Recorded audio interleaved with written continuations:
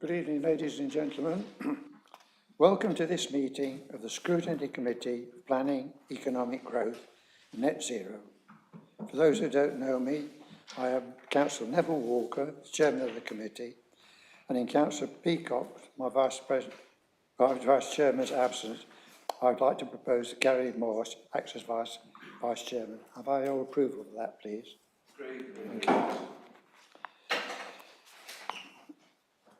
We also have present tonight our Cabinet Member for Planning, Councillor Robert Salisbury, and also our Chief Executive, Catherine Hall. Thank you. So turning to item 1 on the agenda, to note substitutes in accordance with Council Procedure Rule 4, substitutes at meetings, etc., I have to inform you that Councillor Eves is substituting for Councillor Brown, Councillor Stockwell substituting for Councillor Clark, Councillor Bradbury is sleeping for Councillor Coote, and Councillor DeBell substituting for Councillor Peacock. I thank those people who come in to substitute. To receive apologies for accent. Number 2, apologies have been received from Councillors Brown, Clark, Coote and Peacock. Turning to item 3, to receive declarations of interest from members in respect of any matters on the agenda. Have I any, please? Peter Bradley, Councillor Peter Bradley, please. Thank you, Chairman. I'd like to declare that I'm Chairman of the High Weald AONB. Thank you, noted. Councillor Gary Morse. Thank you, Chairman. I declare I am the Council Representative of the South Downs National Park. Thank you. Thank you. Would members please indicate... Councillor Eves. Oh, sorry, Councillor Eves, sorry. Thank you, Chairman. It's not actually a declaration of interest. I just wanted to know where the minutes were, and maybe now would be a good time to ask. Thank you. Tom can answer that. They are online, but they weren't available to put in your hard copy papers. I do assure you, Councillor Eves, I went through it word by word and approved it for print, but it was time available. We couldn't get it here in time. Sorry, I do apologise. Would members please indicate a wish to speak by using the microphone touchscreen and the button that corresponds with their name. So tonight, fellow members, is crunch night. Our officers and the working group have worked incredibly hard to get us to this final stage to debate, scrutinise this report and hopefully recommend Council to approve this draft plan for public consultation, because the time is right now for members of the public to have their say on future development. In all probability, you may have had some reservations about the district plan, but I can assure you due process has been followed. It is evidence-based and follows approved methodology. So, after tonight, any further questions are a matter for public consultation. I would like to remind you that in reaching your decision tonight, I would like to remind you of your responsibilities to all the residents of Mid-Sussex. Because by approving tonight's recommendation to Council for public consultation, we shall ensure a 5-year land supply which will prevent unwanted speculative development for years to come. And believe you me, for those of us who have been councillors for a long time, the last thing we'd ever want to return to those sort of terrible days.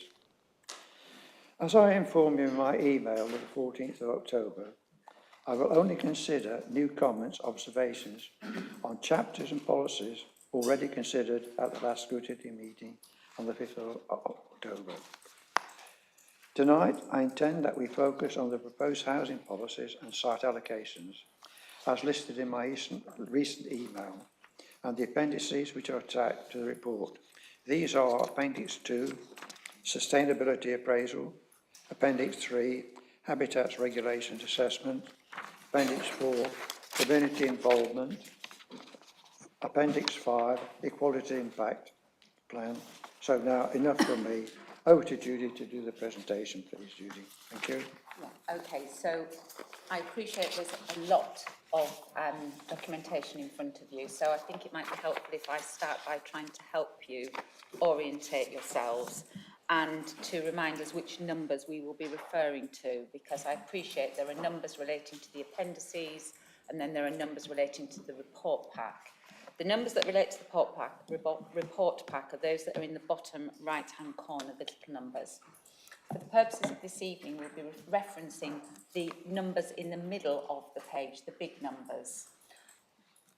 Okay, so you've got the full suite in front of you, and we're presenting that because this will be the information that will go out for Regulation 18 consultation, subject to Council's approval on the 2nd of November. But of course, just to remind you that you've already scrutinised the vast majority of these papers. At your last meeting, you scrutinised in Appendix 1, sections 1 to 13, page 112, DP2 and DP3, page 155, DPH 26, page 160 to 174, DP 29 to 36, and sections 16 to 19 and the appendices to the plan.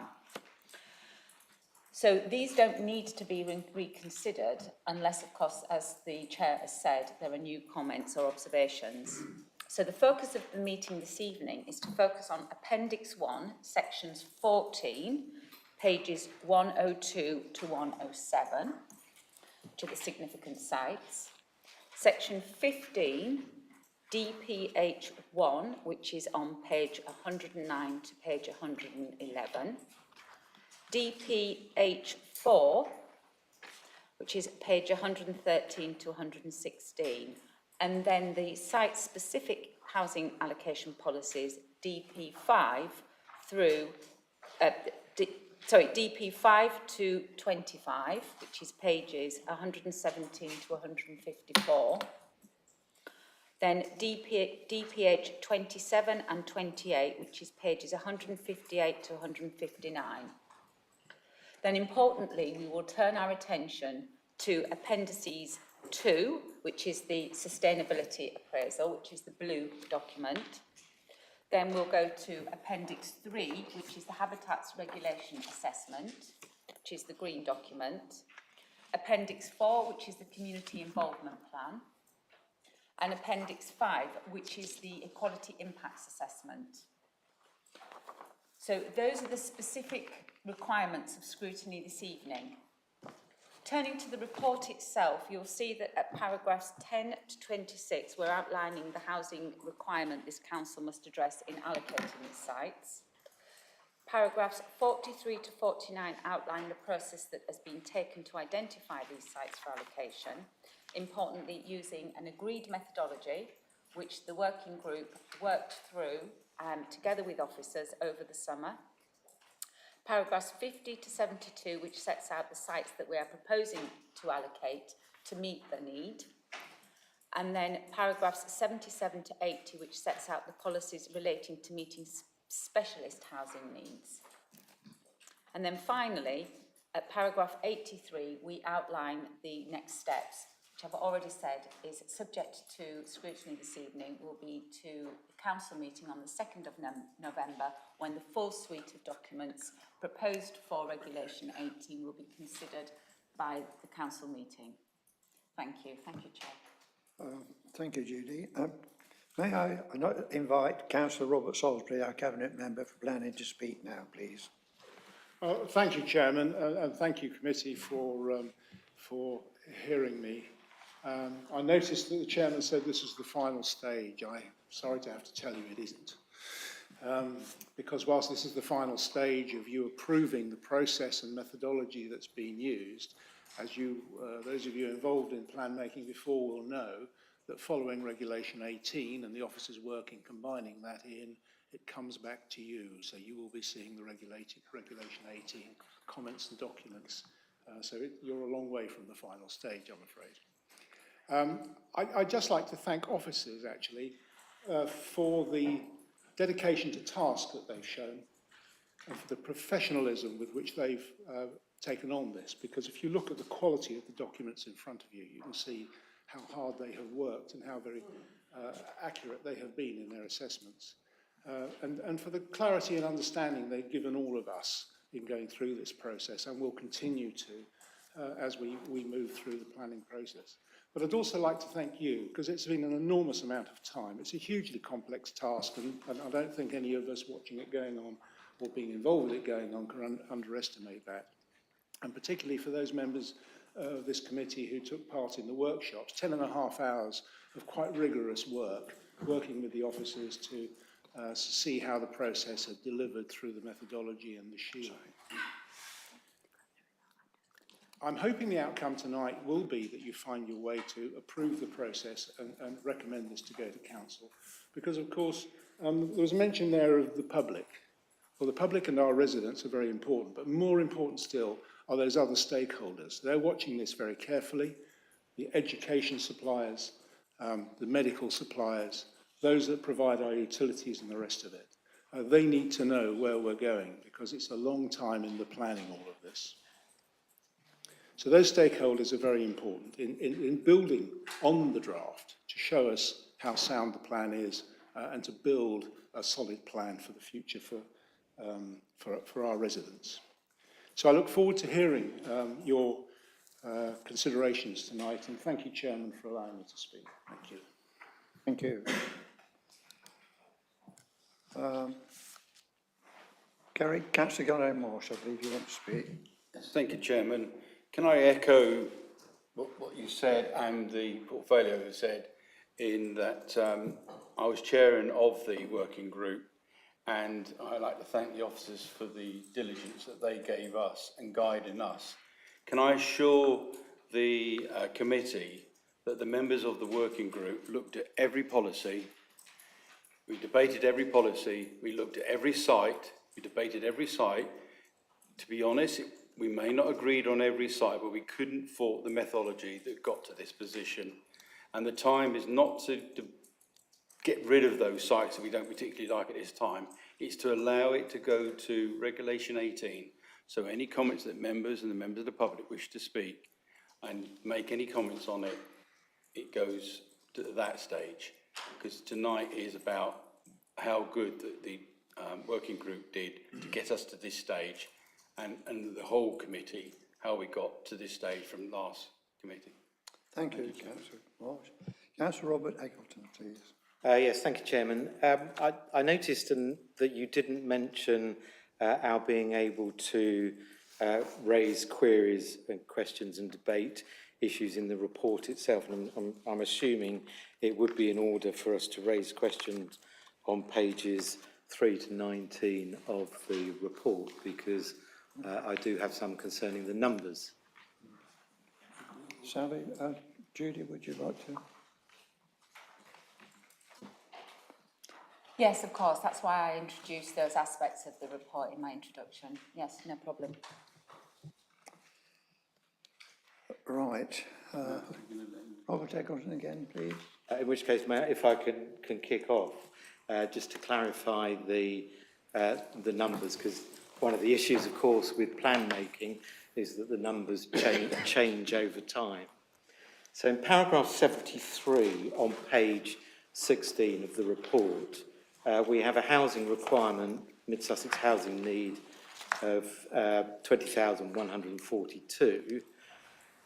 We then have the commitments, and the commitments, I understand, includes the allocations in the district plan, the allocations that have been added in by various neighbourhood plans, where specific allocations have been made, and the allocations from the site allocation DPD, which has just been passed. And that throws out a total oversupply in the revised plan of 302. So my first query, because from the site allocation DPD, we had an oversupply of 907. I know I've had an email exchange with Andrew Marsh on this, but it'd be good for the committee to hear. So is that 907 buried in the commitments, or is the number, or is the number at the end, the 302, the actual oversupply that we have now? Andrew, please. That's right. The total supply from the site allocations DPD sits in the commitments line. So the total, regardless of its oversupply, the total supply in that plan. And when you add up what our new requirement is, bearing in mind the housing requirement is different now to the site's DPD, all of that supply, so the commitments, completions and the sites in this plan, leave us with an oversupply of 302. Just, sorry, apologies, Chair, if I come back, and this is going to turn into a question and answer session, but I think this is important and material, because in the site allocation DPD, in the report on paragraph 40 at page 15, it said this: the oversupply of 907 units amounts to a buffer of 5.5%. We now have a buffer of 1.5%. And in the DPD, it says that amounts to a reasonable amount of flexibility. We try to go with 2.95%. The paragraph 74 of the framework talks about a 5% figure as being appropriate to ensure choice and competition in the market. And this is the inspector's report, and in my view, the size of the buffer is not unreasonably high in relation to the housing needs of the district. And yet we're now coming, on the face of it, it looks as though we've reduced that buffer from 5% to 1.5%, and I query how we think we could sustain anything like that in a subsequent inquiry. Andrew? First of all, in terms of the 5% buffer, I think we need to be careful about that in terms of what the NPPF says, and the 5% in there, and it's written in our response to the site's DPD inspector. One of the queries that we had from the inspector during the DPD process in one of our statements, 5% buffer relates to the 5-year supply calculation, not necessarily the overall supply of the plan. And secondly, in terms of the BRIO2, that BRIO2 is a percentage of the residual requirement in the plan, not the overall 2142. And I think that residual BRIO2 out of the 8,000 that we need is around 3.7%. So we're nearing the 5 anyway, even though that isn't actually a requirement for us to have a 5% buffer in this way. You do for the 5-year supply, but not for the plan.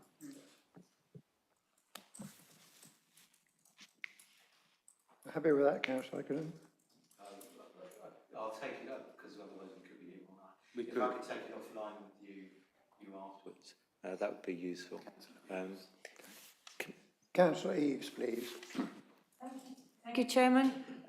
Referring to paragraph 83, page 17, a 6-week public consultation. This is the minimum, I understand, but if it doesn't start till November, it takes us almost into Christmas. Can we not make that a 12-week consultation to give people a proper chance to read all this very copious material and respond to it?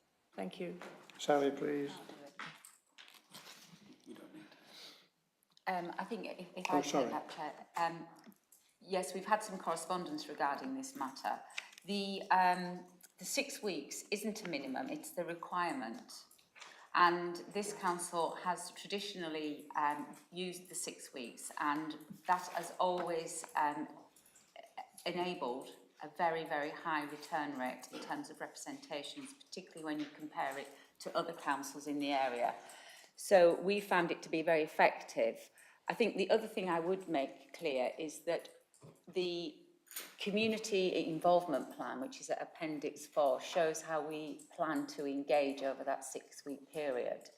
But as you know, we've been engaging before that, particularly with parishes, and we will be working closely with parishes to find ways of engaging with them and their communities that suit individual parishes.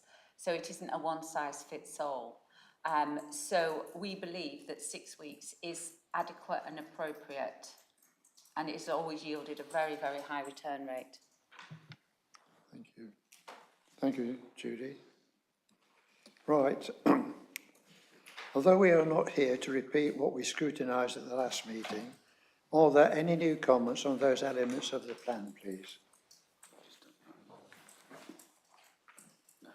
I don't see any. So proceeding on, I'm going to ask for comments and questions on section 15 policies, starting with DP1 and 109 to 111. Sorry, section 14, Chairman. Oh, sorry, I forgot section 14 as well, please. Councillor Bannon, please.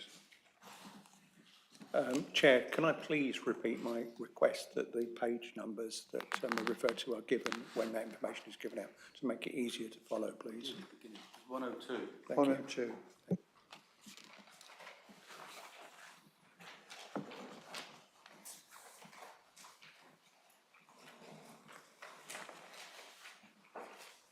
Just wait.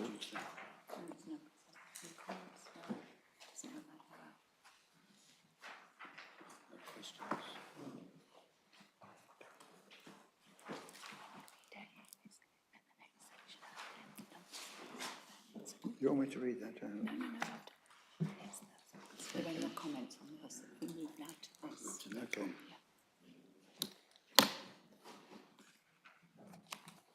Any comments on section this one now? Okay.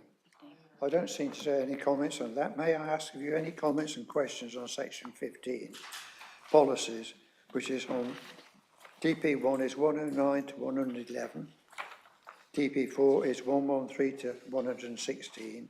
We've got one first. We've got Janice Henwood. Councillor Henwood, you. Thank you. I'm slightly confused. We started on page 103, 104. Yeah, relation to land to the west of Burgess Hill. You've already moved and proved that and gone on. Well, There was nobody actually I, indicated. I'm finding it a bit difficult to keep up with, there's lots of documents. So I wish to refer also to DPSC2, land to the south of Reeds Lane, and land to the west of Burgess Hill. All right, just pass a comment on those two, please. Could I ask Councillor Morris to answer that, please? He's on the working party. Councillor Henwood, you were on the working party with me for 10.5 hours. You should be familiar with what we agreed on that working group. And we went through these three religiously. We looked at all the sites, all 3 sites, and we debated it. We looked at the policies, we looked at the methodology, and we all agreed it. So there is no, you of all people were on the working group. Councillor Marsh, I am not questioning the site selection. I am questioning actually policy requirements, okay, under each of these. And I'm particularly concerned by having looked at this. We're not entering into a discussion. I'll ask Julie to ask that, please. No, that's fine. So I think Councillor Henwood wants to raise issues relating to section 14, which is from pages 102 to 107. Is that correct? Yeah, that, okay. Sorry, now, in particular, now that we've had this very thorough, comprehensive sustainability assessment, I'm particularly concerned about issues to do with not just water resources, but as you'll see, provision of new wastewater treatment works on site to Sayers Common. Now, I'm particularly concerned about this because in the sustainability document, it acknowledges, if I can find the page, sustainability acknowledges, it's B15.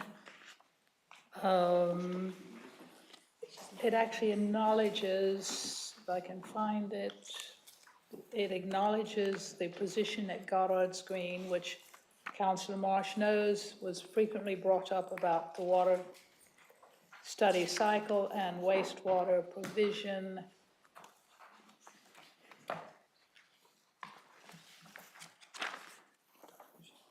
I will find it somewhere. It's in the yes. Okay, page B15, page 347 in the sustainability document. I was very pleased to read B.1.13.3. The Mid-Sussex District Council is served by 7 wastewater treatment works. some of the sewage infrastructure is operating But at. Councillor Henwood, can I interrupt you there? You're jumping the may. gun. We're not doing, that comes under Appendix 2. But it's related to the sewage proposals at these two Okay, right, sites. sorry. Thank you. Sorry, Chairman, I'm bringing it because it relates to the sewage proposals. It's Sayers Common and west of Burgess Hill.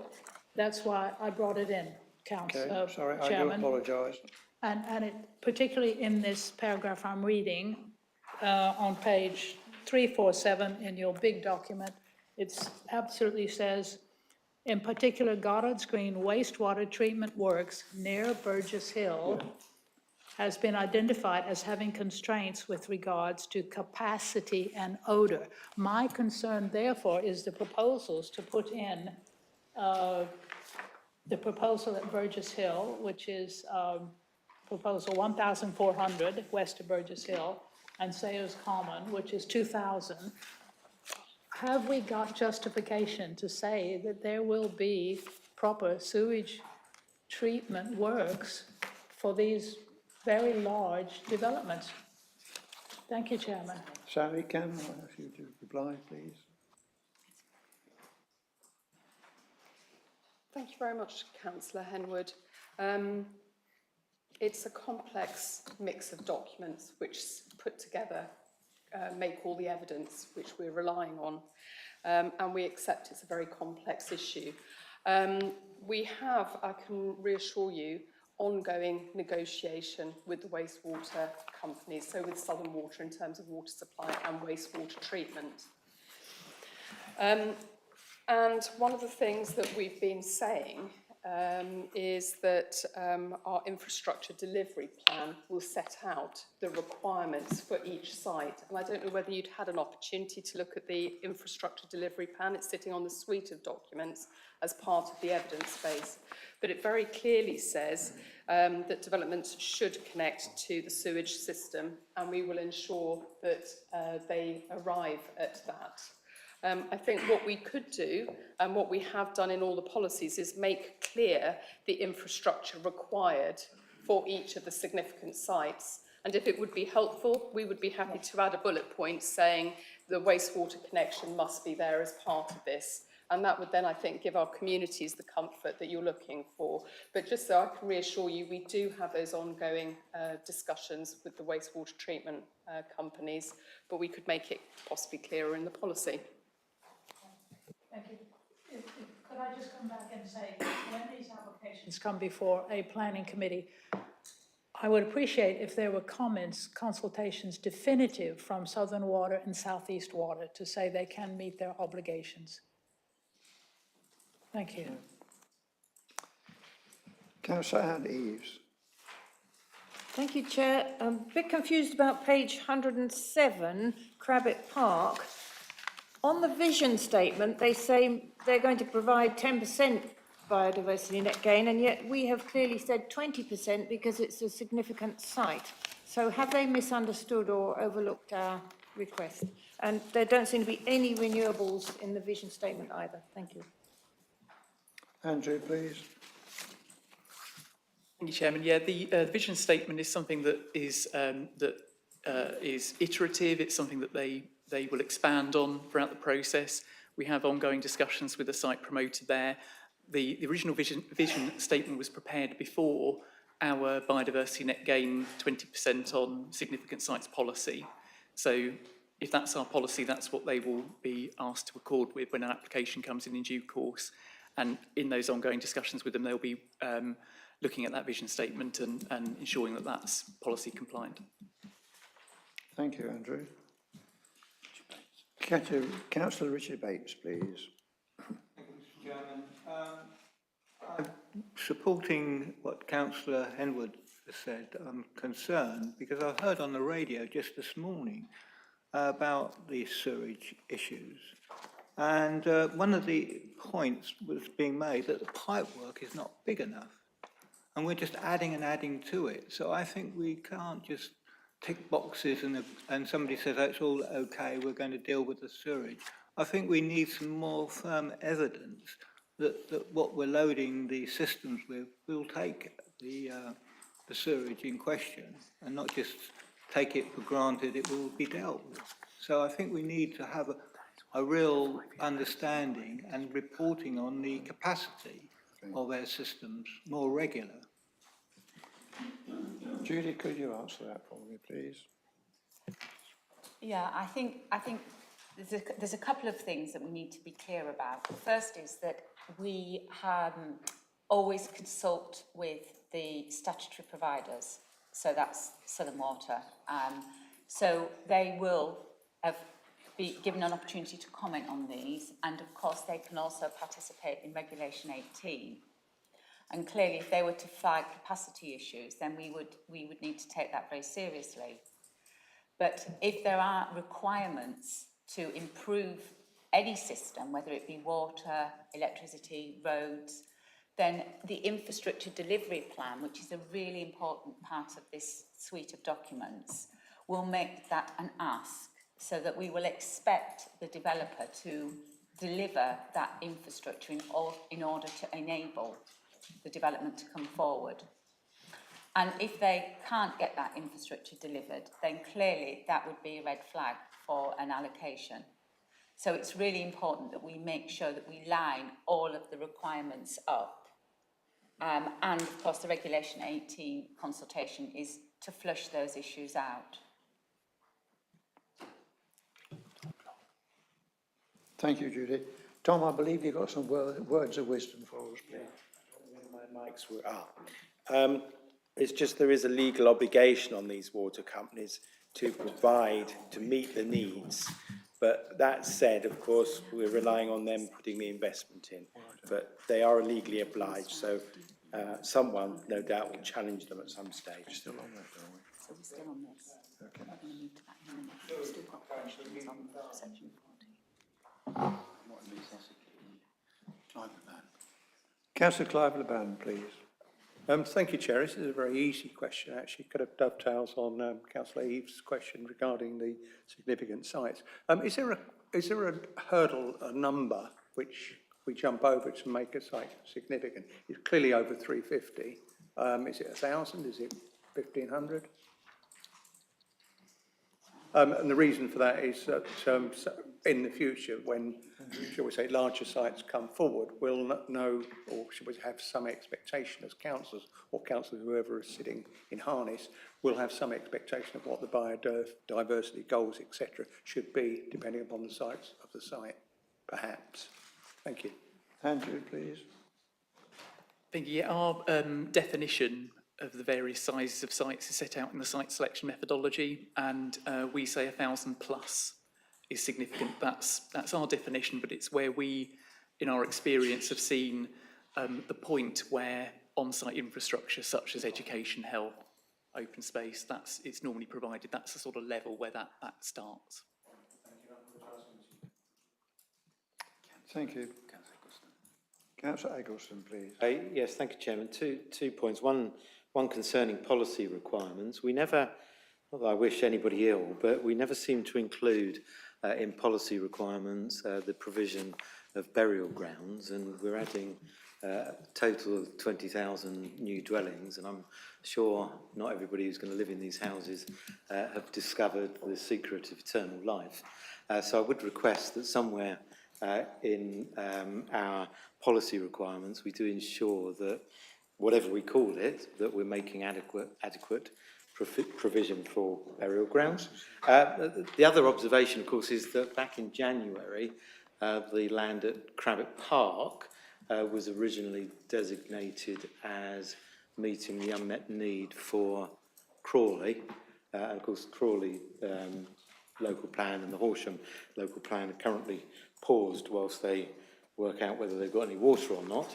And presumably at some point, their plans are going to unpause and they will engage with Mid Sussex around unmet need. And how do we anticipate planning for a request to accommodate anything that they may come forward to us with if we're in the middle of our own plan process, which we're not going to pause? Thank you.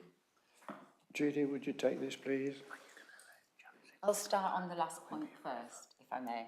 I think, wouldn't it be lovely if this was a science that we could actually, scientifically say all our plans have to be made at the same time in the housing market area, and that we can then dictate that people who are in Crawley will only move to houses in Crabbett Park and not to anywhere else in the district because that's designated to meet their needs.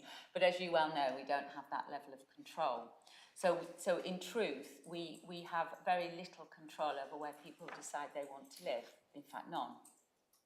So whilst we anticipate, there is an anticipation that we will try to meet the unmet need in the housing market area under the duty to cooperate. Of course, it's a duty to cooperate, not a duty to agree.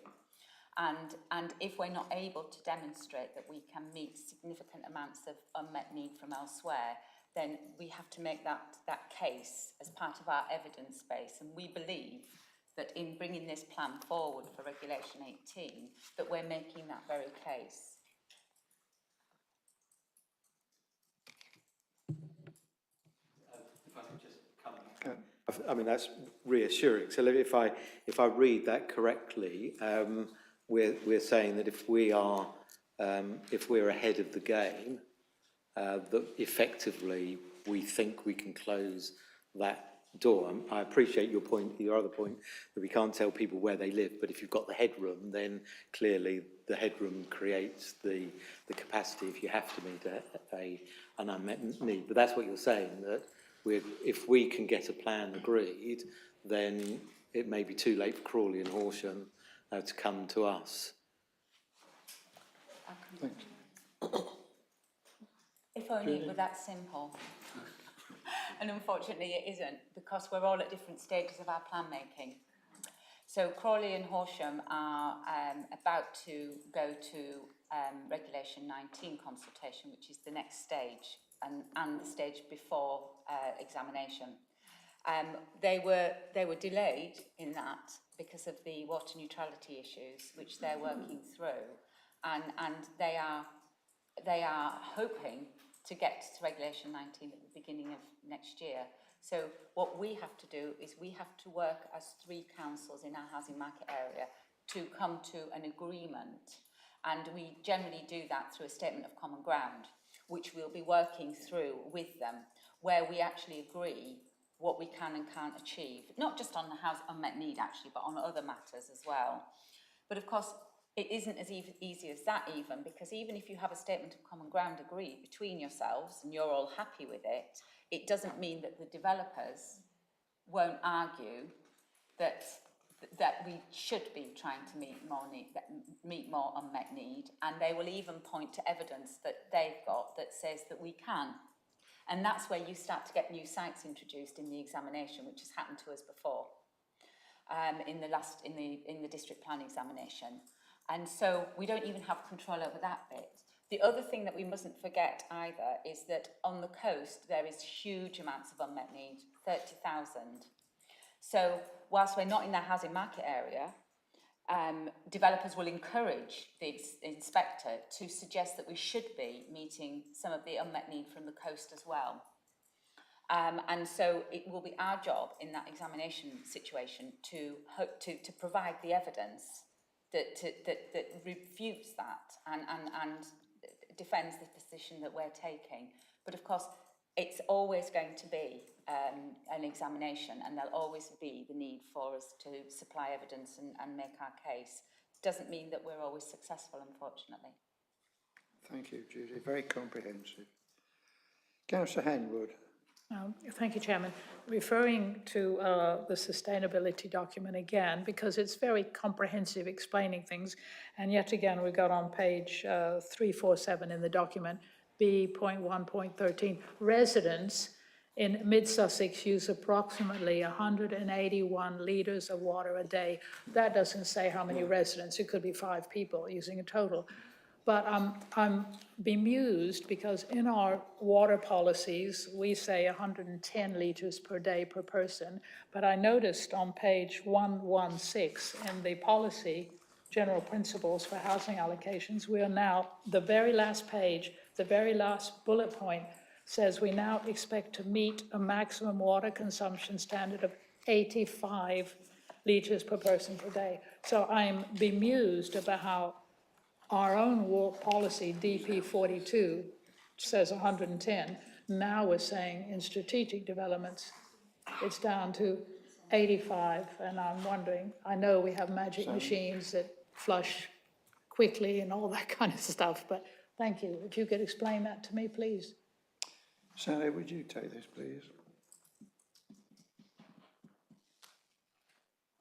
Thank you very much. The reference that you've quoted from the HRA talks about an average use. So that's clearly, there will be people below and people above. And they are existing residents. In terms of the policy that you're referring to, which is policy DPH4, the general principle that relates to it, the reference to 85 litres per person per day relates to significant sites and would only be applied to the significant sites, not all sites. The other sites, we would continue to apply the 110 litres per person per day policy approach, which is actually the policy approach that we've got within our adopted district plan. So the 85 litres per person per day, just to be clear, would only apply to the 3 significant sites.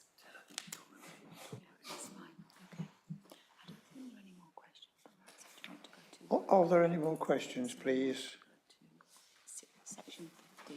So I now ask for comments and questions on section 15, policies, DP1, 109 to 111. First one, please.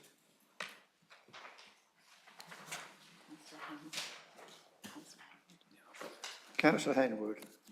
Excuse me, Chairman, which pages are we referring to? I don't want to let something slip by. Page by 109 to 111. Page 119 and, 9. and 100 and, Same as in America, 9. and 110.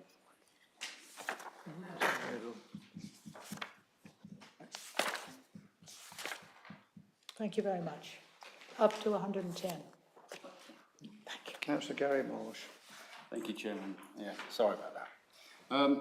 Can I, when we go through this policy here, I like to reference, because Councillor Adams is here with us, she actually phoned me up and asked me about DPH 18, which is on page 110. It's the one in Bolney. And she told me what she understood to be, and she was totally correct. We can't debate taking out sites. The time for this next bit is during the Regulation 18. So thank you, Councillor Adams, for bringing that to my attention. And I said I would explain to everybody who's listening to us that if any of these sites that are up now, it's to be debated in the Regulation 18 stage. Thank you, Councillor Adams. Okay. Councillor Robert Eggleton. Thank you, Chairman. What happens if there was material information which we could bring tonight, which affects what a site that's in here that we could address either at this meeting or back in the working party? Judy, please.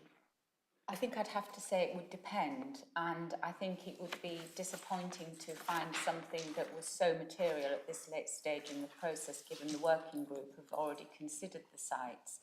But if the purpose of this meeting is to agree to put this out to the council to recommend it goes to public consultation.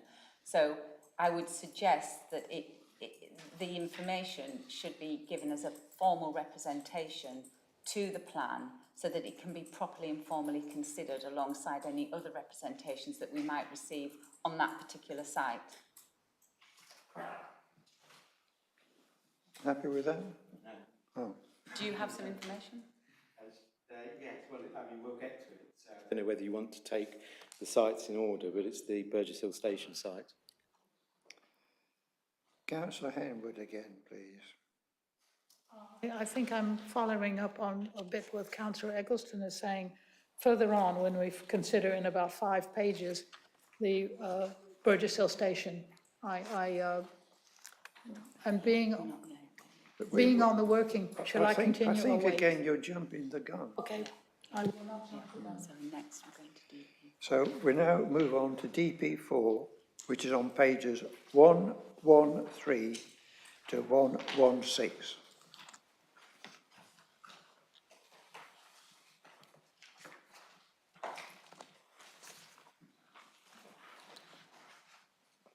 Councillor Anne Eves. Thank you, Chairman. 114, landscape considerations, last bullet point.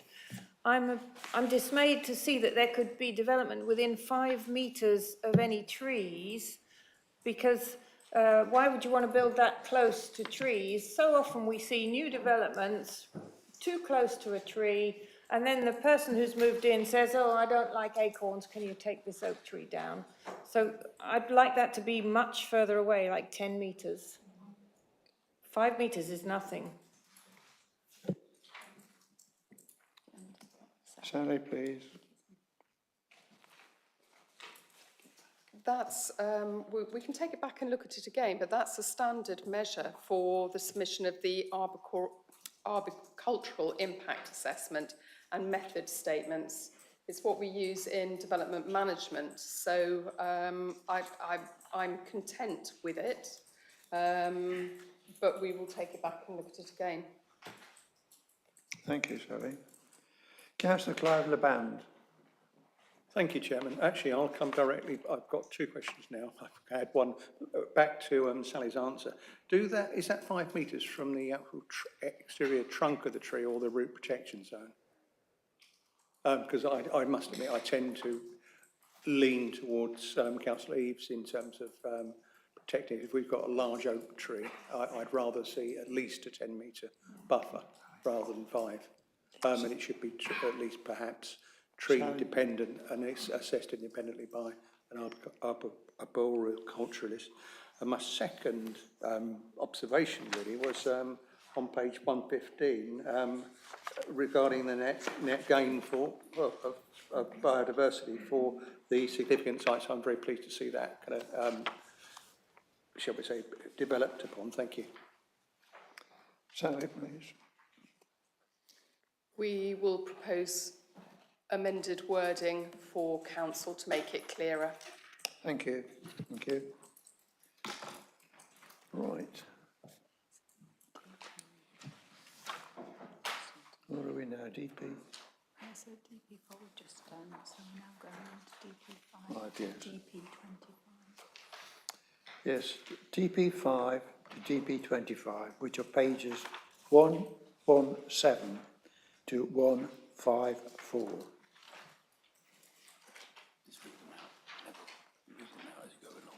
Okay.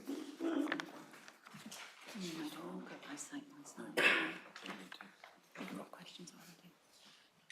Councillor Henwood. Thank you, Chairman. I was on this working party and I cannot ever remember having discussed as a brownfield site Burgess Hill Station, because I certainly would have brought forward several material discussions about it. We were listed brownfields. It slipped by if it was there, but I would certainly have comments to make on this, as 300 units is just. Councillor Marsh, you'd like to answer that?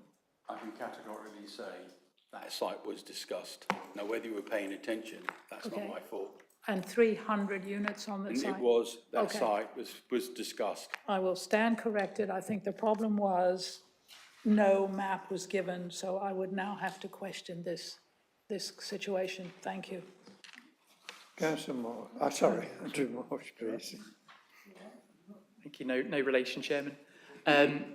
Yeah, again, just to confirm, the chairman of the working group, we looked at all 260 sites that were in the Sheila, and the pro formas, which include the site map and their performance against the site selection methodology. We looked at all of those as well for those that reached stage 2B onwards, which would have included this site.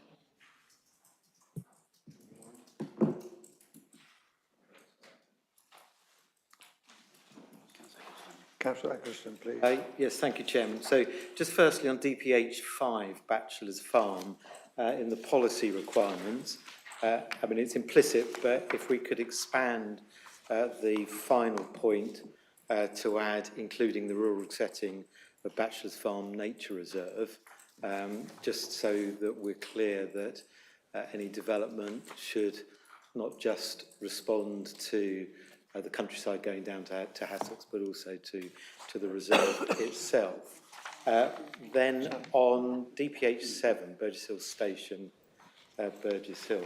So Burgess Hill Neighbourhood Plan, policy G5, in reference to allotment sites, says all existing allotment sites within Burgess Hill will be retained and they're loss resisted. And this proposal comes forward to take out the Chanctonbury allotment, which is 63 plots and comprises 24% of the total allotments in Burgess Hill, which is 261 plots. All of the plots are occupied, and Burgess Hill has a waiting list of 246 people waiting for plots. Now, in my view, that is a material consideration, and that part of the proposal for this site should be taken out. So, Jude. So just on the first point, on DPH 5, we can add some wording to that. That's no problem at all. On DPH 7, Burgess Hill Station, I think Sally's going to pick up the specific point over the allotments.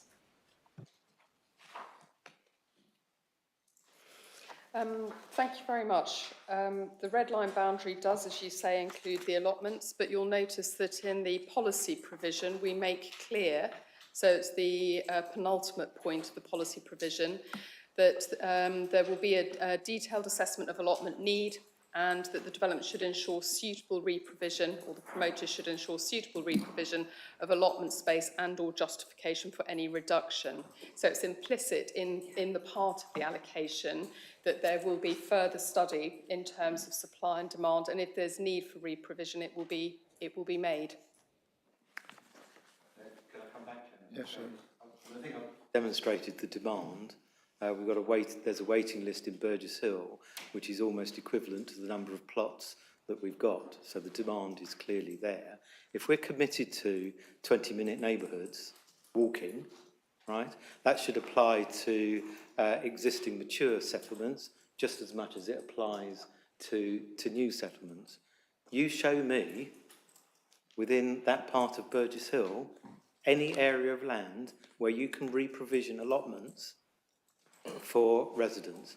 I see in the site for Bolney and for the site west of Burgess Hill, there's reference to community allotments, and I can guarantee that if Thacombe are coming forward with a plan for the west of Burgess Hill, those community allotments will be specific to that site. They will not be statutory allotments for Burgess Hill because they'll be selling to the residents that are moving in there on the basis of you're going to have a community orchard and you're going to have community allotments, and they're going to be really peeved if they discover that somebody from the east of Burgess Hill is pitching up and saying this allotment is mine.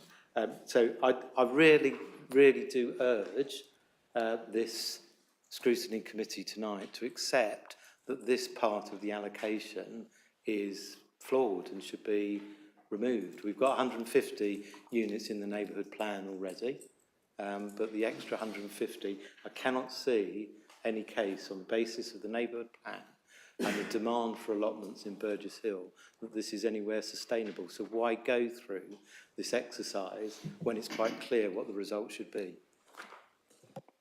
Sally, please. You're absolutely right that the Western Arc Burgess Hill vision document clearly includes allotments, and you're right that they are allotments to wash the face of the needs of that particular allocation, in the same way as the Northern Arc, now Brookley, is providing allotments for their residents. So we accept allotments are important elements of community infrastructure. We also accept that brownfield sites are the best and most sustainable locations to achieve development. It's a very difficult call, but the policy is very clear that there should be suitable reprovision of allotment space should that need be identified. Now, the information that you've provided will clearly be in an evidence base of need. That will be there, in which case the reprovision of those allotments will have to be provided as part of securing a permission for this particular site. I think the reference can't be made clearer, actually, in the policy. It's contingent on relocation and reprovision of allotment space. Thank you, Sally. Councillor Anne Eves, please.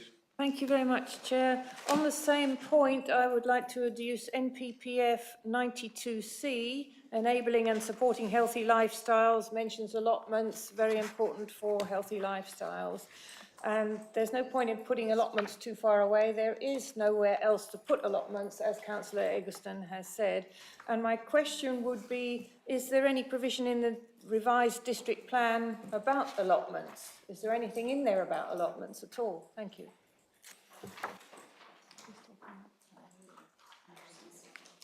Andrew? Yeah, we obviously don't dispute the what the NPPF says about allotments and promoting healthy lifestyle, which is exactly why we've included in the policy the need to re-provide the allotments and to provide those in the town. We also include that in our draft policy DPS 6, which we discussed last time, which is point 7, which says to support and facilitate healthy eating, there will be provision of allotment. So we're in tune with the NPPF in that respect, and that's in terms of the provision on, or the loss on this site, the re-provision. I think that's all policy compliant in that respect. Thank you, Andrew. Councillor Sue Hatton, nice to see you back, Sue. If I could just refer to page 155, DPH 15, land the rear of Toohurst Road. I've got 2 points on there really that I would like further clarification on or investigation, if you like. The first point is that the officers have assured me that the land is available. It has 2 ownerships. But our local knowledge indicates to us that that is not the case, and that the other part of the field, which is 25% of it, is not available for this application. I would like the officers to investigate that further, please. And the second one is to do with the air quality management at Stonepan Crossroads and the suggestion or the approval of West Sussex County Highways that to put a right-hand turning lane into that site is okay. I don't think it is. And I would like a meeting on site so that everybody can see exactly what they're looking at. I would like to know if West Sussex County Council actually took into account that it's near Stonepan Crossroads AQMA. Thank you. Thank you. Andrew, please. Thank you. In terms of the ownership, just a point about all of the sites actually. As part of the process, we send out a developer questionnaire to all the developers for all of the sites in the Sheila. And what we ask from them is land ownership, option agreements that they've got, trajectory, infrastructure they're providing on site. So we collate all that information from them. For this site, the promoter, 2 promoters, the first one has indicated on the questionnaire that it's in 2 ownerships, as you rightly say. And we've had confirmation from that promoter and the promoter of the 25% of the site that you mentioned, that they are still promoting that site. So we've now got 2 promoters on site, both saying the same thing as each other, essentially, that they're both promoting the bits of the site they're promoting. That's all on the developer questionnaire, and we've checked that out with them. And we note that from the second promoter of the smaller portion, they were making representations to the Sussex neighbourhood plan back in 2019, 2020, stating that they anticipate to bring the site forward. So we've got quite a lot of evidence sitting there in terms of ownership, options, them talking to each other and submitting that to us. And we've checked all of that out, and that is still the case. So that all goes into the availability part of the site selection methodology process, one of the criteria, and that's why we've marked off for this site that we've got all the evidence that we need to give it a tick in terms of availability. Happy with that, Sue? Okay, thank you. Thank you, Andrew. Councillor Henwood. Going back to Burgess Hill Station, any removal of the allotments would be contrary to your sustainability objective 2, which is health and well-being. And I also would query, it all reflects back to this document. I also would query the matrix that you've given on page 42 for this site, and you're saying that health and well-being to build on this site would simply be a minor negative.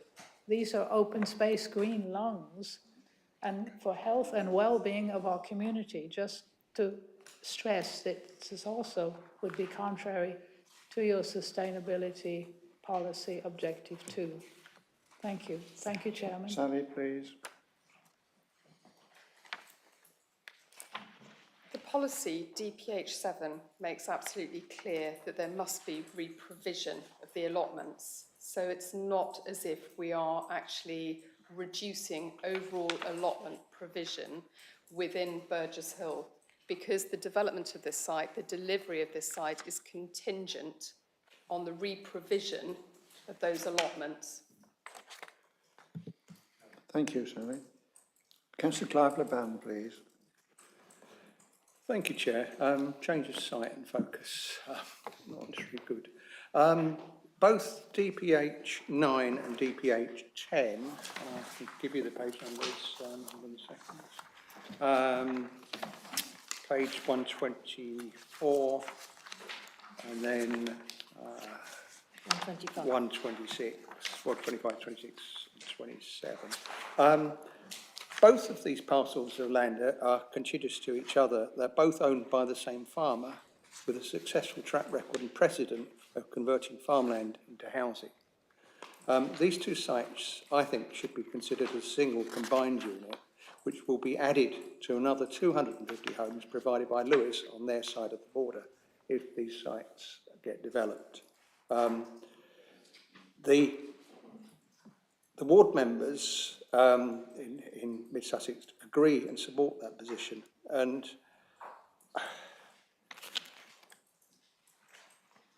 this would, the problem we have is that we've got 375 homes being promoted as an application live for Hurst Farm at this moment.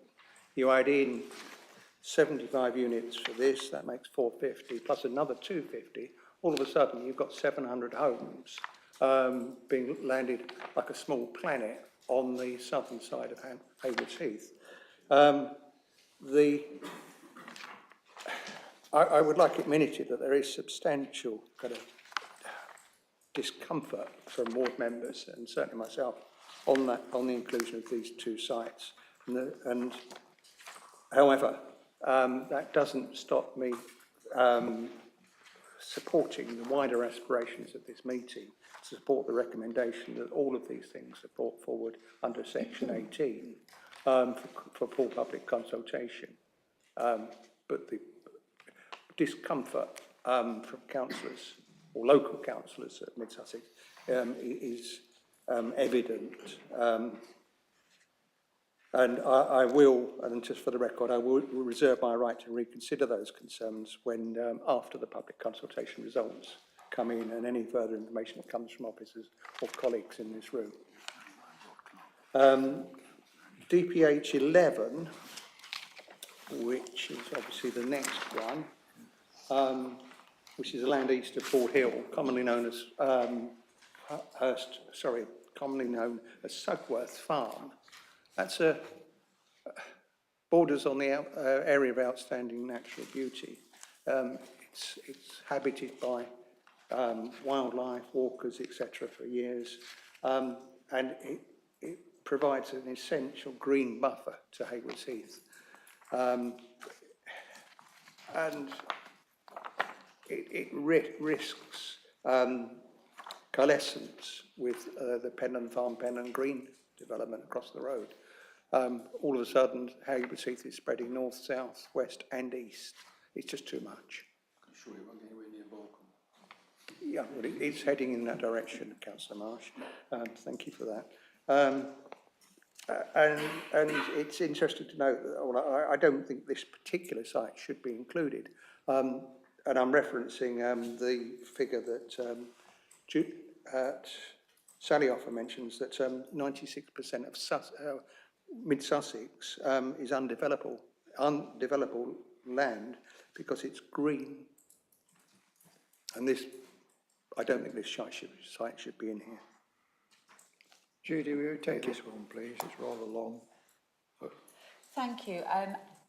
I think whilst we appreciate all the comments that we're getting and we're noting them, I appreciate the fact that you will obviously be able to respond formally through the Regulation 18. So, of course, your consideration does not preclude you from doing that as part of that. And just to confirm for you all, actually, that the role of this scrutiny committee doesn't stop here, because once we've had all the representations back at Regulation 18, we represent them to this scrutiny committee again, so that you will see what the comments that we've had back, and we'll be showing you what changes we're proposing to make in the light of those comments. So I think that's a really important point to make. Thank you. So it's very important that you get your comments out to the consultative procedure. Thank you. Councillor Bates, please. Yes, Mr. Chairman, just a quick one really, following on from Councillor Band, a fellow Haywards Heath councillor, it's really the question that I picked up. We keep moving the built-up area boundary, and then the word coalescence, etc., then crops up. But I think we've got to have some understanding. Somebody was reading this document one day. Oh, suddenly they've moved the boundary. So what's going on? I think it's a real big consideration and concern for people to know what's going on in that respect. But I was going to start off actually coming back on the Burgess Hill allotments issue. Now, it's 300 houses we're talking about here, and there's some sort of, you have to find equivalent allotment space. But then we hear that there's a shortfall of allotments in Burgess Hill, and there's no intention at the present time of trying to find those 250 allotments now, on top of the others that are going to go. And I think if this particular site is going to be in the document and agreed, it's never going to get delivered, and we're talking about 300 homes. It's a serious issue. That the district council need to get on and find those 250 allotments that are needed now. 63. The need that people want to go on to allotments, we assume that's going to grow, and the loss of the ones at the Burgess Hill. So it's a growing thing. It could be 500. We need to find 500 allotments in probably Burgess Hill, but no intention of doing so.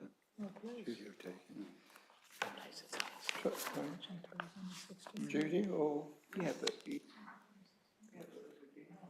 Okay, I think we'll just reiterate two really important points here, and I think it's something that we've come back to time and time again in this committee meeting. The first one is over the built-up area boundary and why that keeps moving, and I'll ask Andrew to explain that again, because we have covered this off quite a number of times, and it is a really important point, so I'm glad you've raised it again.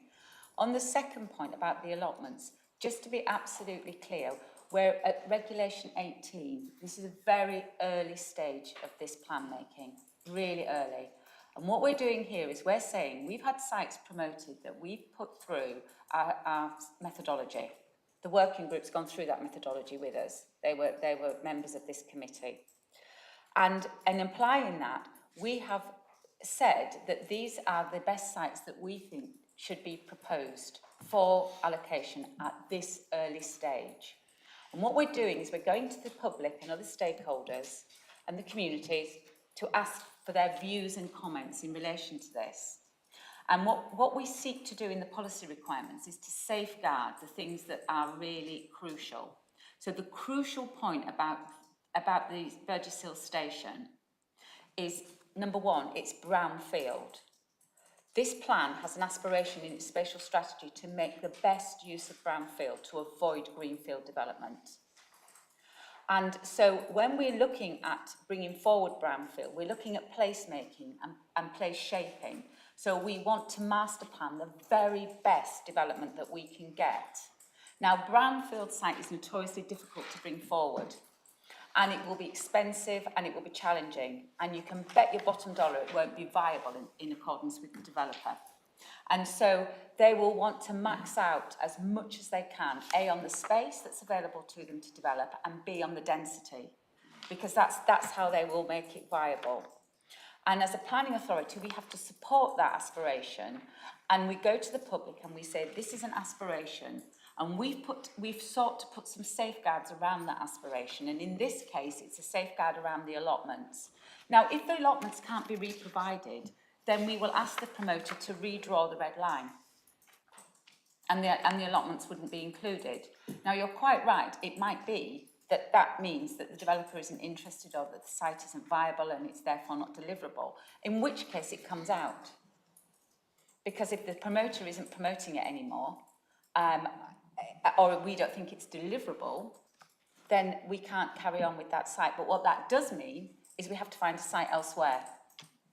And even if we get through to Regulation 19 and we're in an examination situation, I can bet you now, and I hope we're both sitting there at that time, that the developers will attack this site as being undeliverable, as not being achievable, and will suggest that we should allocate their site, which is more achievable and more viable than this particular site, because that's the game we will be in. So it's really important to remember that we're at very, very early stages of this process, and we will be really keen to see what comments and representations we get back, and we will carefully consider each and every one of those and represent these sites with amends, changes, deletions, additions, whatever, as we go through the process. So I hope that reassures you. If I could just ask Chair Andrew just clarifies the point about the built-up area, because this is something that does come up, and it's really important that we understand what plan making does to the built area. Thank you. Yeah, the built-up area and the countryside are the converse of one another, essentially. You can't be in both. You're either in the countryside, in which case our protection of countryside policies apply, or you're within the built-up area, in which case our policies on presumption in favour of development in the built-up area apply. It's important when we're allocating sites, obviously what we're doing is saying the principle of that site is for development. You are, through your plan, saying that we are allocating this site for housing development. It therefore makes sense that the built-up area boundary is wrapped around it, because it will be built rather than countryside. Otherwise, you would end up with this bizarre situation of having built development and a policy at the same time telling you that it's in the countryside. It doesn't make sense. The other thing to remember as well, that we've got a windfall allowance and a brownfield allowance in this plan, which relate to amounts of development in the built-up area. So it's important that we keep that built-up area boundary updated as we go through the process, to ensure that we're still able to meet those windfall brownfield allowances later on, not necessarily for this plan, but later on, when presumption in favour of development in those areas is accepted. Thank you, Andrew. Councillor Robert Egerton, please. Yes, thank you, Chairman. I'm glad to hear other people talk about the boundary and the risk of coalescence. So I agree with Councillor Laband. Where were you when SA12 and SA13 fell? And I raise this issue, and there has to come a point, and it may well not be for this scrutiny committee, it may not be for this administration or the next, but there has to come a point when this council addresses the jeopardy of building on settlement boundaries and picking up on Councillor Leban's point, that risk of coalescence. And I said it at the last scrutiny committee, and I know we're not looking at the policies again. I do wish we were looking at the policy of coalescence because it is not strong enough, and there will come a time when councillors in years to come will look aghast at what we've done. And we have a duty, so this isn't about me or actually for anybody else in this room, we have a duty to future generations to try and address that risk as early as we can. We can't do it in this cycle, then we need to start working on how we do it in the next cycle so that we don't land the problem on future generations. On the point, I don't particularly want to labour the point about the allotment site, but we reject sites all the time. And there are sites that we will have rejected this time round, which we know developers will attack. And if they're going to attack this one as being undeliverable, we believe it's undeliverable, let's do the right thing this time and reduce it back to the neighbourhood plan need. We can then go back to the developer and we can go back ourselves and try and identify those 64 alternative allotment sites proximate to where they are already close to the Chanctonbury estate, because you know I've lived in Burgess Hill since 1989 and for the life of me I don't know where you're going to get them in the centre of the town. Thank you. I take it, Councillor Eggleton, that was a statement you wish to make rather than a question. Thank you. Right. We now move on to DP27 and DP28, which are on pages 158 and 159.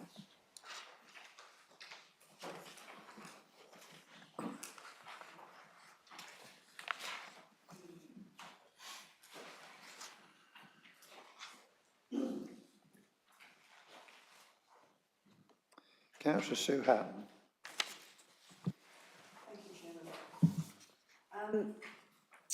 I'm a little bothered about this one because in 2 days' time, this is going up for approval. This is the Byanda one at the District Planning Committee. And I fear that if we accept the document tonight, there are several of us who are on the District Planning Committee as well. And I think that we could be seen to be predetermined if the site is chosen as being a place where a nursing home can be. I have asked Tom Clark, the solicitor, where we stand with that, and he said that I wouldn't be predetermined, but I feel very uncomfortable about it. Tom, could I ask you to answer that, please? Thank you, Chairman. The law on predetermination was changed in 2011. Members basically have to say they're predetermined to be predetermined. So unless you turn up at the meeting on Thursday and say, I am predetermined, you are not predetermined. Thank you, Tom. Councillor Clive Laban. Thank you, Chair. It's a kind of procedural, kind of almost a point of order clarification on DP, same site, DPH 27 by Byanda in Sussex. Indeed, we are going to consider this at District Planning Committee on Thursday. If in event the committee see it as a site that's worthy for approval of planning, does it come out of the plan? Sally? Thank you. Until the site's developed, it will stay in the plan. It's important to keep it as an allocation because we don't know whether, if it does get planning permission, that permission will be implemented. So it's really important to keep it in as an allocation. Thank you, Sally. So we now turn to, don't see any more questions. We now turn to the sustainability appraisal of the Mid-Sussex District Plan, this document here, with particular reference to page 261 on the report. 261. No, I think it's just any comments. Any comments, on please? Appendix 2.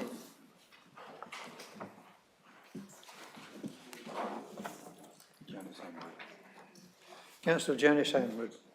Just to say it's very comprehensive. It was a lot to go through in addition to everything else. And I think I personally have pointed out the parts which I found interesting and perhaps questionable about water and wastewater treatment. Thank you.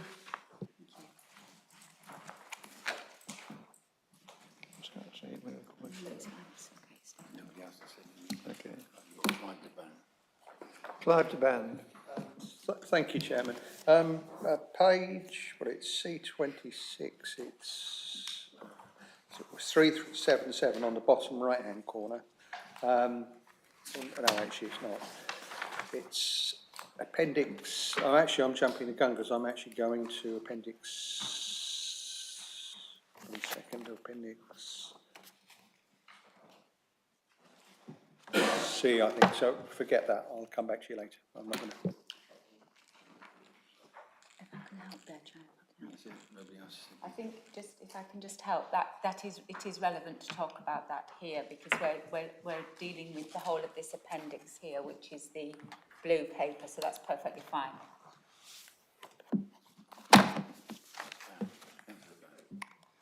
Thank you, Chairman. I apologise for my dithering in that case. I'm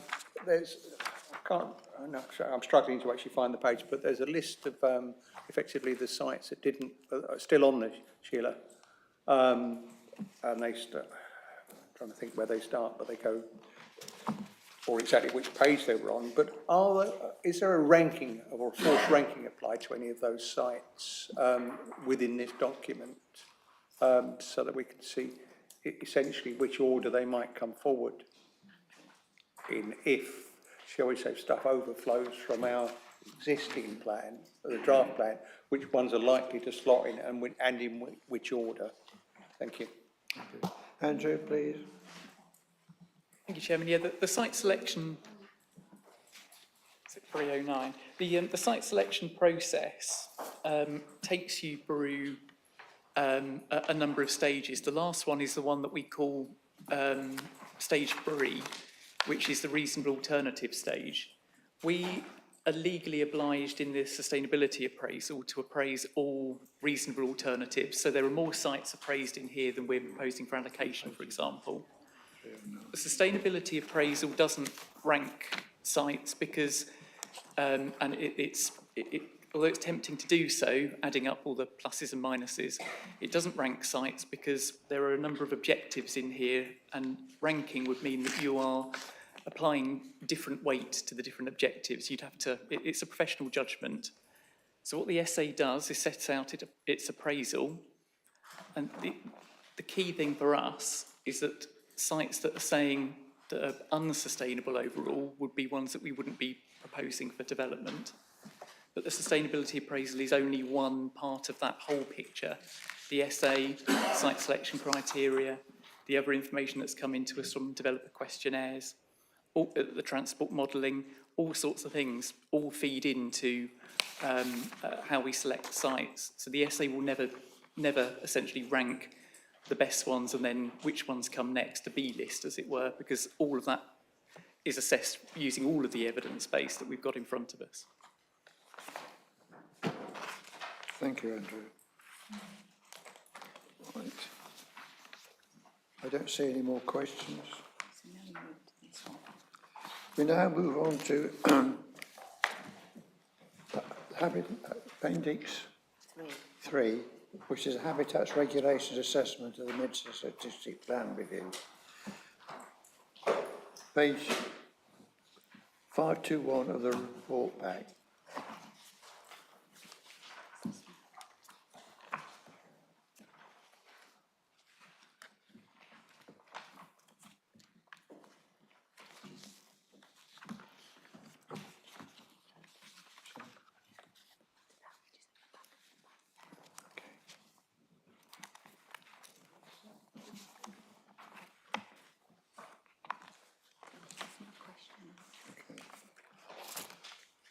Right.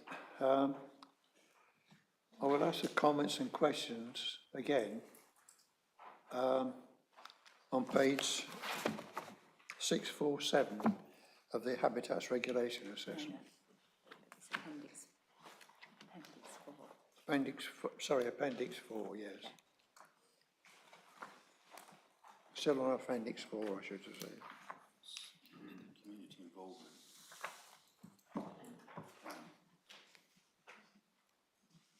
It's the community involvement. It's the community involvement plan, Chairman. It's a community involvement plan, which is important.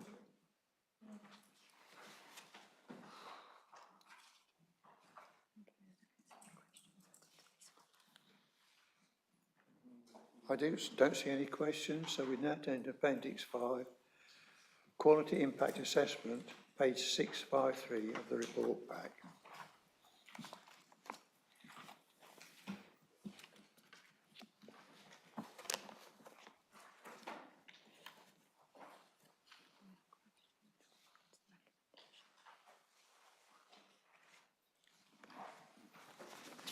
Okay. Yeah. Right. As I don't see any more questions on that, I turn to the recommendation on page 3 of the report. We've got 2 questions. 2 questions, Robert, from Robert Eggleston, please. Thank you, Chairman. I want to move an amendment to the recommendations, which is in recommendation 2, which is to add, subject to reducing the allocation in DPH 7 from 300 units to 150 units in order to retain the allotments at this site in accordance with policy G5 of the Burgess Hill Neighbourhood Plan. We've debated this site quite a lot, and as you can tell from some of the members of the Scrutiny Committee, we feel very strongly about it. The site's not lost to the developer. The developer can always bring it back at a later date, but they can bring it back in conjunction with working with the district council to identify the alternative allotment sites first. Allotment sites take time to be developed, for starters, and so you'd need to give allotment holders plenty of time to prepare it. I'd rather be, from the community's perspective, rather be in that position, a stronger position, rather than have the risk that the site's developed and, hey presto, the allotments are not provided in full as a replacement. And I would ask Scrutiny's committee, we're talking about the reduction of 150, and I think that's a reasonable request for this Scrutiny committee to support, and I hope you will. Thank you. Tom, please. Chairman, that will need a seconder.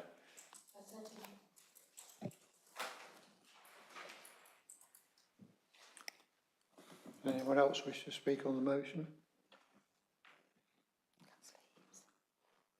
Councillor Anne Eves, yes. Thank you. Yes, I second that, Chair, but I'd also like to propose another amendment, which is the same part of the recommendation, number 2, that 6 weeks be amended to read 12 weeks, because otherwise this consultation will finish on the 19th of December, 6 days short of Christmas, and nobody's going to be thinking about this. Thank you. I need a second, Tom. You need a seconder for that one, Councillor Eves. I'll second.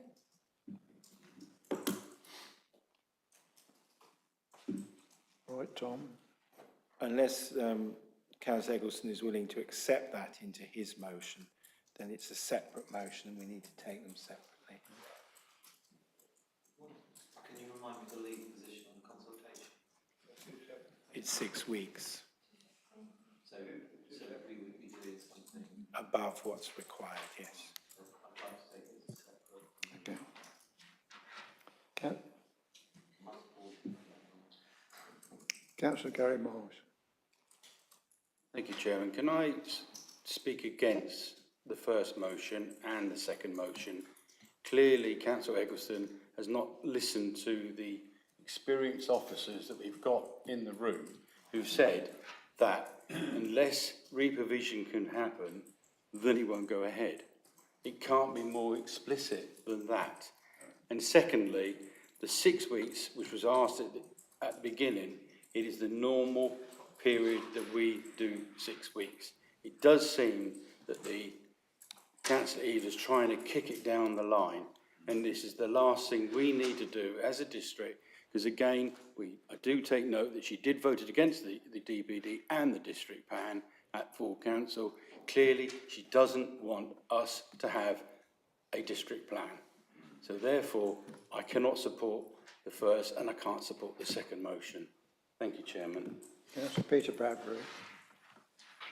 Yeah, thanks very much, Chairman, and thanks to everyone for their interesting comments. And it's been very interesting to listen to. Chairman, I'm quite happy to go with the recommendations as they are currently set out on page 3. I'll just explain, if I can, my reasons for doing that. Notwithstanding the interesting debate about the situation on the Burgess Hill Station site. But I think we've had, I think several members of this committee have brought this question up, and they've had constant reassurance from the officers.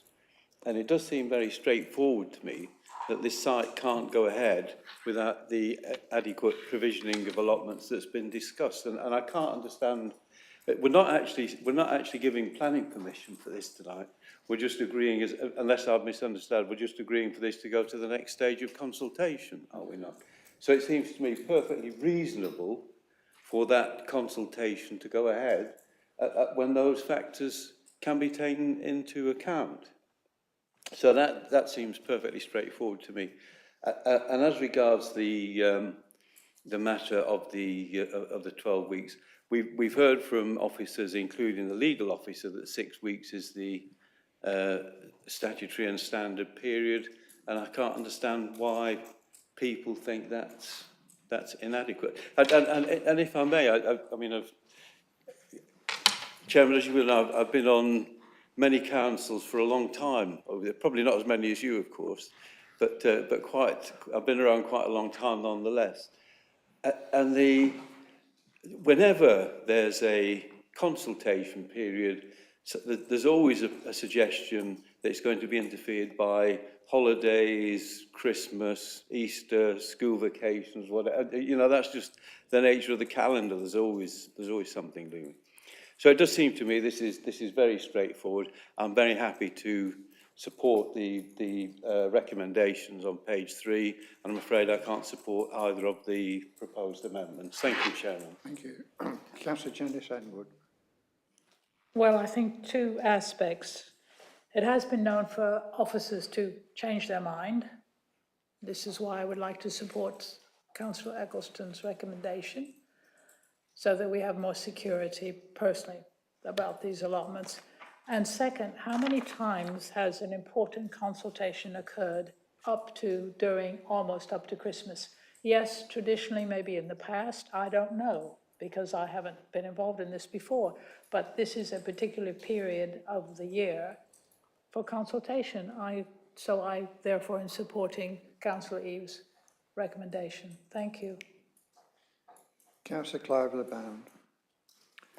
Thank you, Chair. I'm looking around the room. I don't think any of us sitting around this chamber would disagree with the sentiments that Councillor Eggleston has expressed regarding the allotments. However, that doesn't mean to say that I would support his motion, simply because they're already in process. The draft plan is very clear. And the safeguard is that without reprovision, the site isn't sustainable in terms of development. So if that site does actually have a planning application come forward and they don't provide the allotments, then it won't happen. We don't need an amendment to achieve that. So I won't be voting to support it. Thank you. Thank you. Councillor Eves. Thank you, Chairman. Yes, I do want a district plan. I want a good district plan. I want full public consultation. 6 weeks is the minimum. My amendment enjoys the support of the CPRE and other organisations, and I put it to you that you're rushing this through because of electoral timing looking towards May next year. Rubbish. Councillor Whittaker, please. Thank you, Chairman. I think what's important here is the officers have produced nearly 3,000 pages of documentation, including the evidence base, which is a substantial amount of work. They have, when this consultation ends, for those that have been involved in neighbourhood plans, as you have in Burgess Hill and all the main towns, there's a huge amount of work to collate all of the consultation responses by the officers. They'll probably be working over Christmas and New Year, I suspect, on some of this. And the really interesting thing is that the next stage, which Mrs Holmes has already said, is that when the comments come back and the consultation report, which will be very comprehensive, because there'll be a lot of consultation responses, I am sure, that will be the really interesting stage. So the sooner we get to that stage, the better. And it's crucial in any project to hit timescales. That's just basic project management. And so, you know, I wholeheartedly support the huge amount of work that's gone on, and we need to crack on with this, get to the next stage, and see what our public say. Thank you, Councillor Whittaker. Councillor Richard Bates. Just thinking ahead to this particular time, and we've heard there's a possible chance of power cuts at this particular time. So we'd be without electricity and things like that. So what would happen to this consultation period? Thank you. I don't see any more questions, so we now proceed to motion one, lodged by Councillor Eggleston. Tom, please.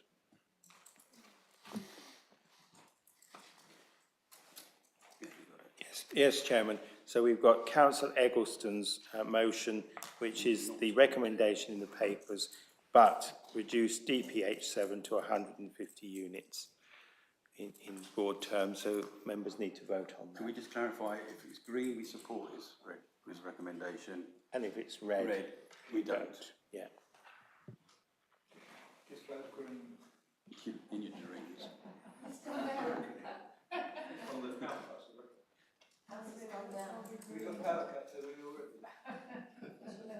You've got all the numbers. You've got all the numbers. You've got all the numbers. Can we register our votes orally? We've overloaded the system. Because this has gone down. Eh? Clyde needs to vote. Clyde, you've got to vote. There's no votes being done. It's just the voting.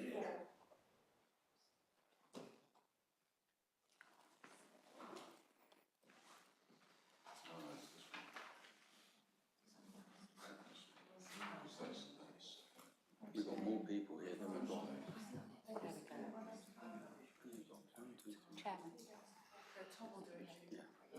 The result is? The result is that the 35 supported that amended motion, 8 opposed it, and 1 abstained. So that amendment is lost. Do you have to do Annie's now? Then we move on to Councillor Eves, which is to extend the period of the consultation to 12 weeks from the statutory 6 weeks. Point of order, Chair, the vote Lord Councillor Eves didn't vote on the last one. He's still broken on the other one. I'm not getting voted. I think she must have voted because we got 14 votes. There we got 14 votes. Now I've got no column, I've got nothing to press. Somebody's voted twice then. No, we received it, Chair. I'm joking, I'm joking. Well, I'm voting in favour, can you add me here? Because I can't, it's nothing to touch.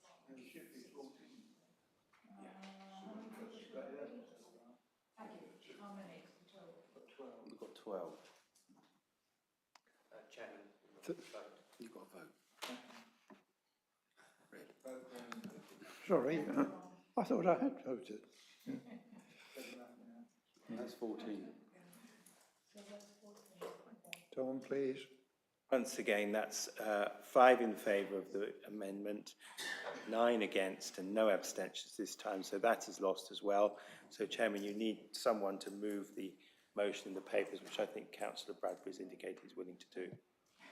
I'll move it. Second. Move to set the recommendation. Councillor. Thank you.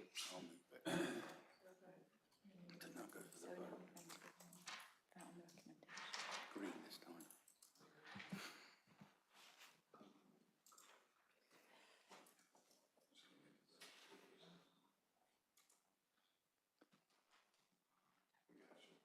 We got it. We got all 14. Yep. Thank you. Councillor de Bow.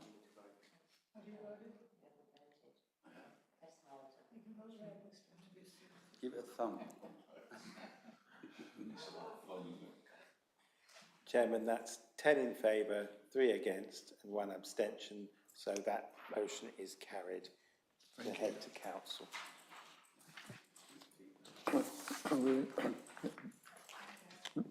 Sorry, we got to go to proceed. Item 5. Item 5 now. Yeah. Turning to item 6, I beg your pardon. 5. Item 5, Scrutiny Committee for Planning and Economic Growth and Net Zero Work Programme, pages 665 to 666. Sorry. Chairman, as you know, Tom, please. we've got the programme for your future meetings with some uncertainty. We also had the request from Councillor Brown, which I understand is still receiving consideration. So that isn't yet on the paper. Thank you, Tom.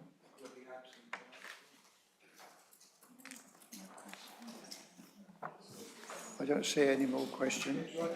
Item 6. 6 now. Sorry? Item 6. Sorry, could I have order, please? Question 6. Questions pursuant to... Oh, sorry, we've got to vote. Sorry, I beg your pardon, Tom. We were going to vote on this, the recommendation, paragraph 3 on page 665.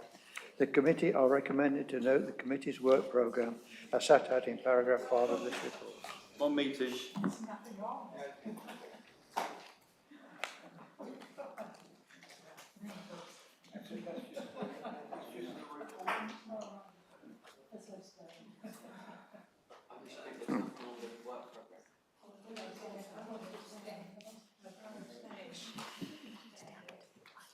Sorry?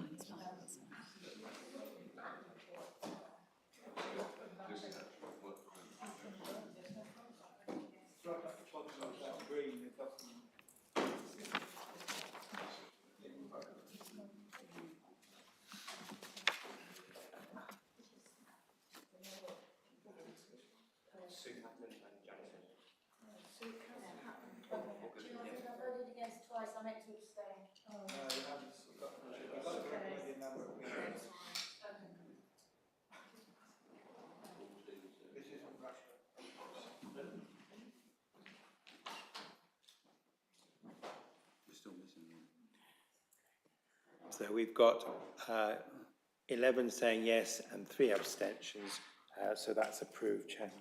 Thank you very much. Turning to item 6.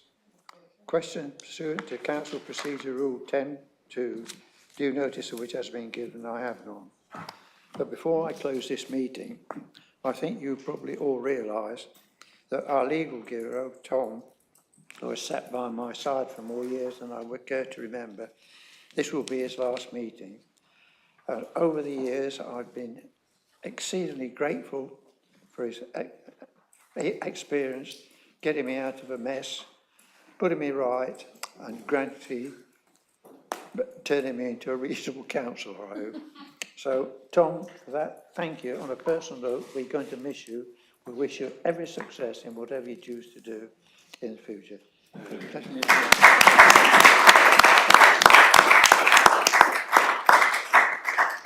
So, with that sad farewell, I close the meeting at 8:43. Tell everybody to say yes. Sorry? Don't move yet. Don't move yet, folks, but thank you all for your attendance tonight. We've had a very